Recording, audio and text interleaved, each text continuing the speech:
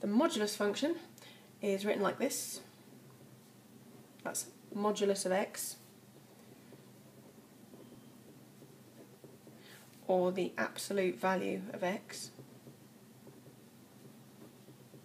Okay, we write it inside two vertical lines like that, and it means basically it's the distance from 0.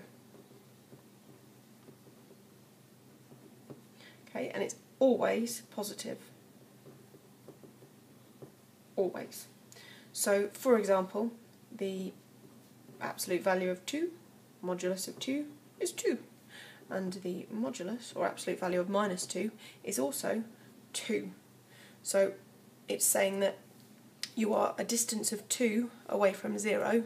It doesn't care which direction, so it just gets rid of this minus. That's all we're doing.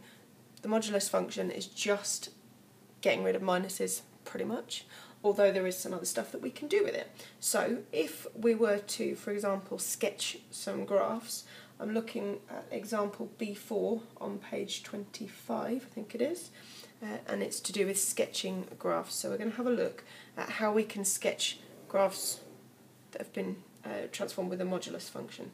So, for example, we've got y equals modulus of x minus 2. So we're going to take our graph of x minus 2. Now the graph of x minus 2 we know has a gradient of 1 and it goes through at minus 2, so let's say that's minus 2 here, and we're going to presume it looks something like that. Okay. Now because we only want the absolute value of this, the modulus of this bit is fine.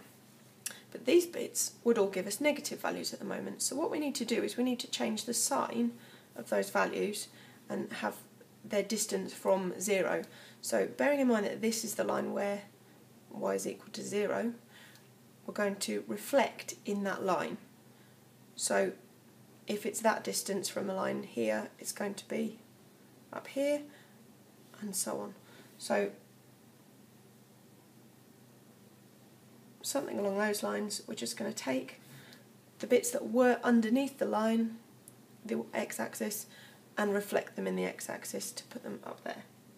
Okay, so if you're following this in the book, you'll be able to see that that's graph C. For the next one, we've got y equals the absolute value of 2x, modulus 2x.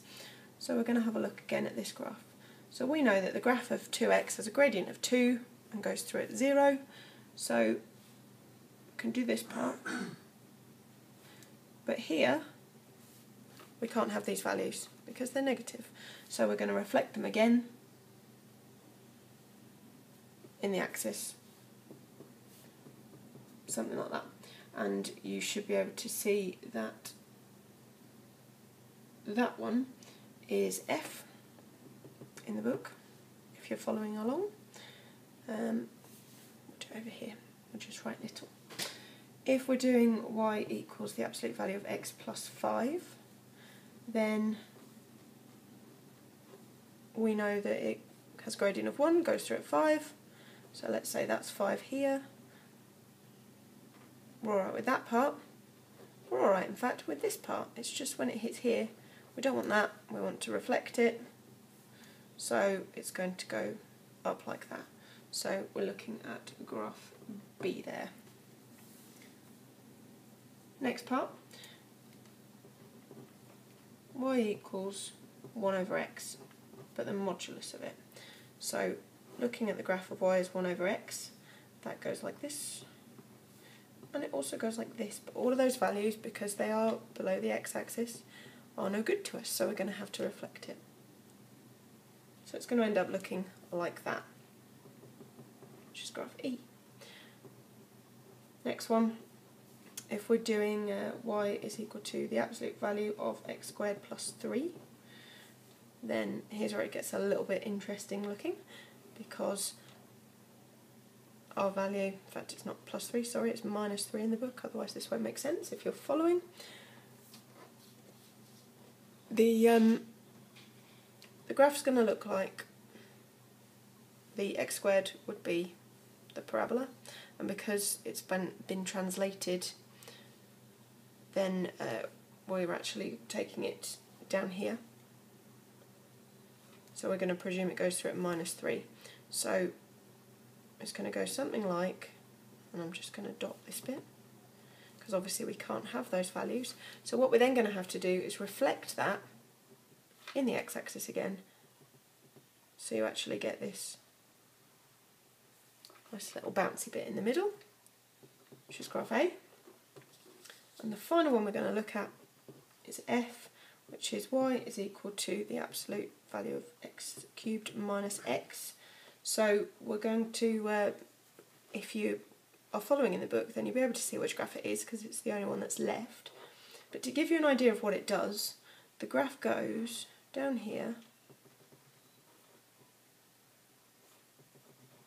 That's the graph of y equals x cubed minus x. So when we're doing the absolute value of it, that bit reflects up here, this bit reflects up here, and you get this strange little double bouncy thing going on in here, which is graph D. So hopefully that's given you a good idea of exactly how we use the modulus function and how we write the modulus function as well, and you should be able to have a crack at the questions.